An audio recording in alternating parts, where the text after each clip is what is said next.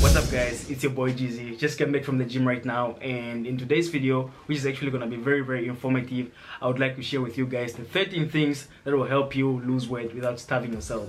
So without wasting time, let's start. Alright guys, so we're going to start with nutrition, and in nutrition I have tip number 1 and tip number 2. My first tip just goes to people that want to lose weight but they don't want to get shredded. And how do you lose weight without starving yourself? So you go for the foods that are unprocessed, organic foods. You go for organic foods. Organic foods are very rich in volume but less in calories.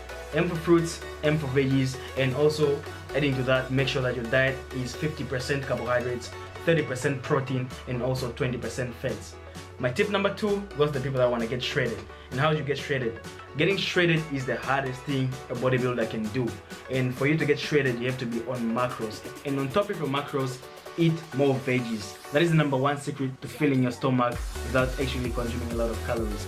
My tip number 3 is liquid intake. Most of the people that try to lose weight still drink a lot of drinks that are actually high in calories. Try to aim for 0-calorie drinks or just drink plain water. So under training, we have tip number 4, tip number 5, and tip number 6. Tip number 4 is aerobic exercising. These exercises that help you elevate your heart rate. You can be swimming, jogging. I prefer taking brisk walks or just jogging on the treadmill. That actually helps me a lot.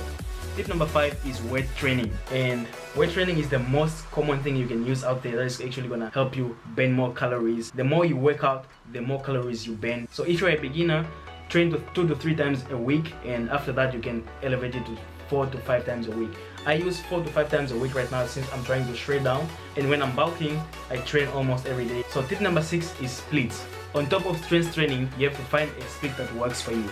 I prefer push, pull, and legs. Some people prefer full body workouts, and some people prefer a 2-day split where you work out your upper body and the next day you work out your lower body. We're going to talk about hormonal regulation, and in hormonal regulation we have tip number 7, tip number 8, and tip number 9.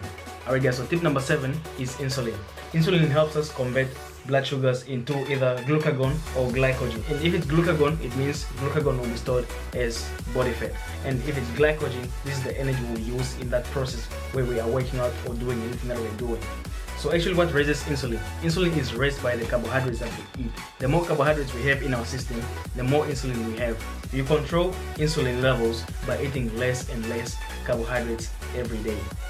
The more carbohydrates you consume, the more insulin, the more cravings, and the more you eat. So tip number 8 is leptin, which is produced by the fat cells, and this actually transmits signals to our brain, actually to the hypothalamus, telling our brain that we are full.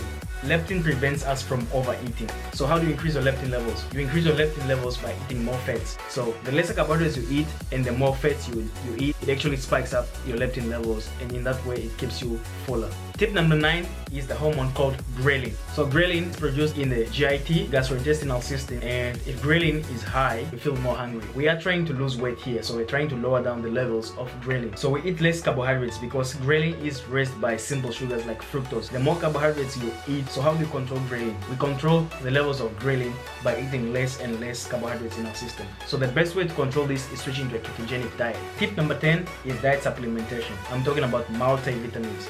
Multivitamins help us control our body functions and metabolism, which is very, very important. So have a dose of multivitamins every 3 months. Tip number 11 is social relations. If you involve yourself around good people, you prevent bad vibes around you. If you have bad vibes and you are somebody that overeats, you might end up going home and you overeat. So that stress-induced eating can actually prevent you from losing weight. Tip number 12 is sleep. Sleep is the most important thing out there when it comes to hormone regulation.